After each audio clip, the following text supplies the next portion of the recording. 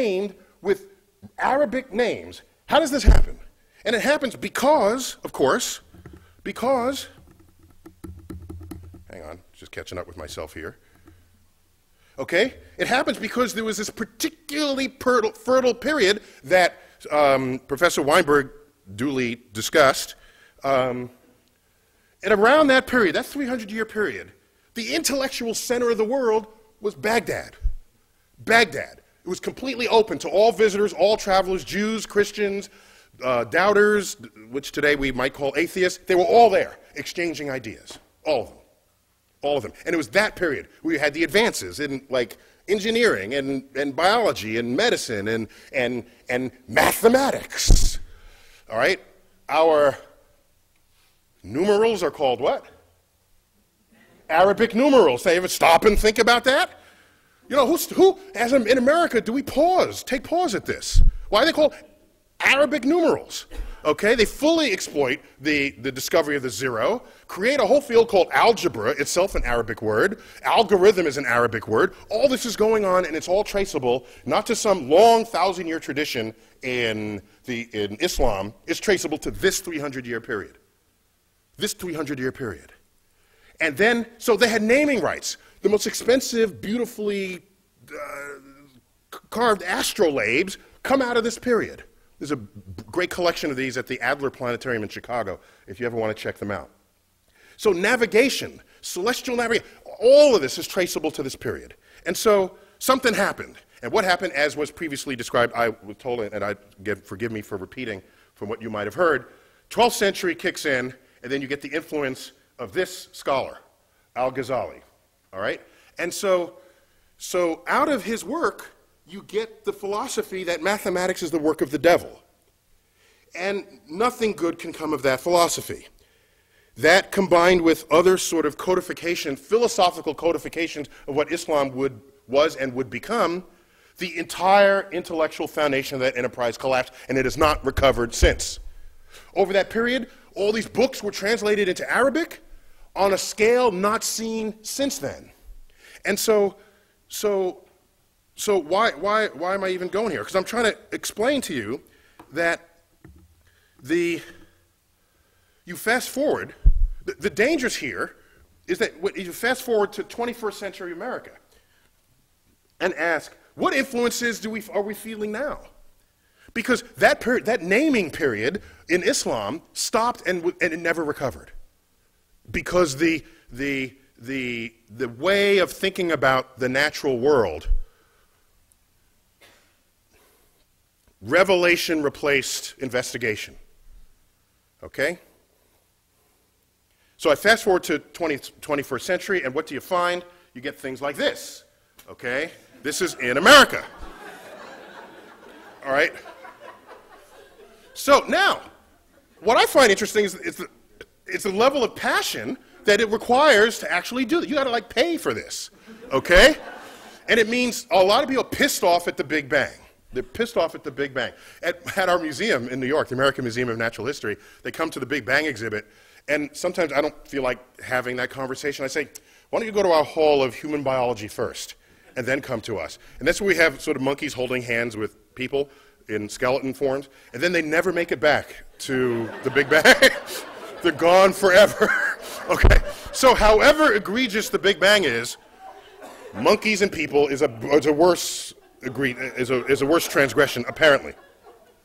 So there's that, but there's also, here's a little bit of intelligent design here. Here's one that wants to accept the science, but then is like what's before the Big Bang. We don't quite know yet, so God was there. So of course, intelligent design is basically a God of the gaps.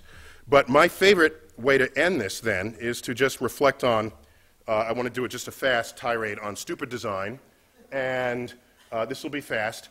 Look at all the things that just want to kill us, okay? Most planet orbits are unstable. Star formation is completely inefficient. Most places in the universe will kill life instantly. Instantly. There are people that say, oh, the forces of nature are just right for life. Excuse me. Just look at the volume of the universe where you can't live. You will die instantly. That's not what I call the Garden of Eden, all right?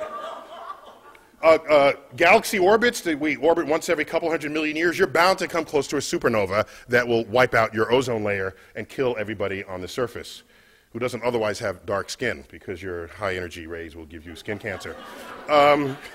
We're on a collision course with the Andromeda Galaxy. Gone is this beautiful spiral that we have. And of course, we're on a one-way expanding universe as we wind down to oblivion, as the temperature of the universe asymptotically approaches absolute zero. That's the universe.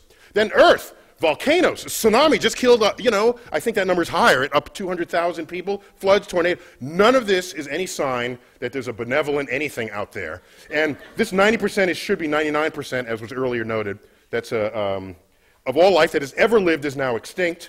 Inner solar system is a shooting gallery, comets, asteroids, duck. And look how long it took to make multicellular life. Not from the beginning of the Earth. Life happened quickly, but not multicellular life.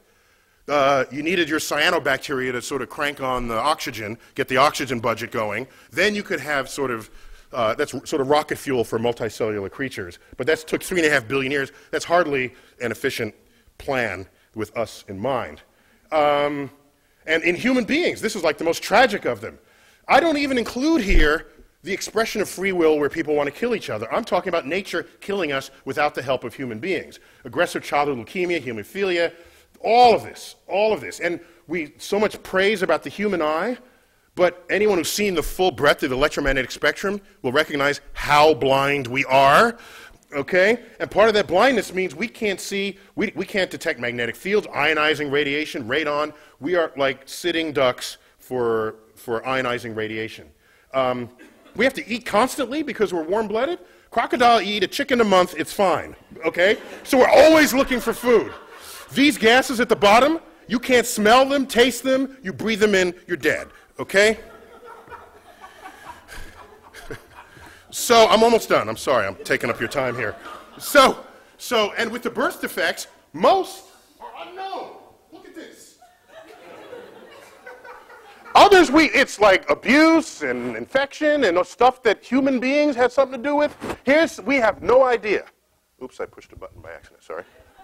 No idea. No idea. And, and birth defects are tragic. They're tragic, particularly if they happen to the family afflicted by it.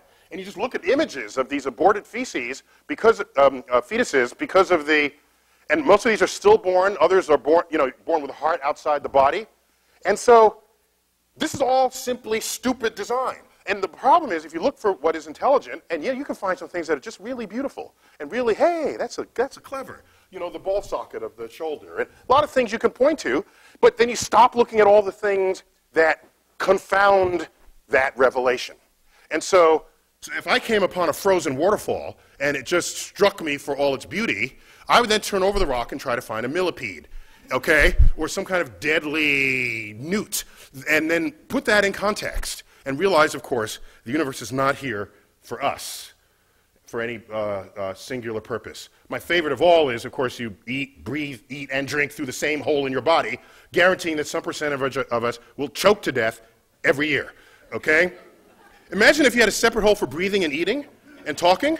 That would be just really cool, right? It was just, you could drink, breathe, and just talk, and you would never choke, all right?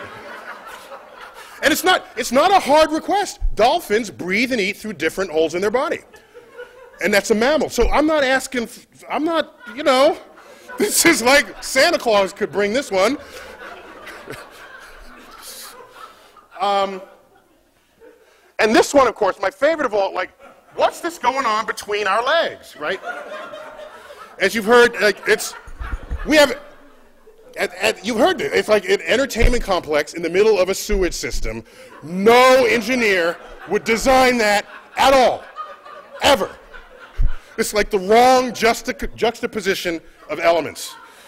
So what I want to put on the table is the fact that I don't want the religious person in the lab telling me that God is responsible for what it is they cannot discover. Because look at the hubris of that. You're in the lab and you say, I don't know how this works. And not only that, no one alive on earth knows how this works. And not only that, no one who will ever be born will know how this works. That's kind of audacious when you think about it. And then you put it down and go on to the next problem. If this problem is a cure for Alzheimer's or cancer or whatever else, I don't want them in the science classroom. And so the issue is simply about progress and discovery. And in my recent forays into Washington, well, I've been closer to a community of Republicans than I have ever been in my life, because I grew up in New York City. And in New York City, it's, I think that person is Republican back there. You see? No, not that one, the one behind that person. Yeah, that's a Republican. There's another one. That's in New York. So you grow up this way, and I get sort of baptized into a Republican administration. I had 2 consecutive appointments in the Bush administration, one on aerospace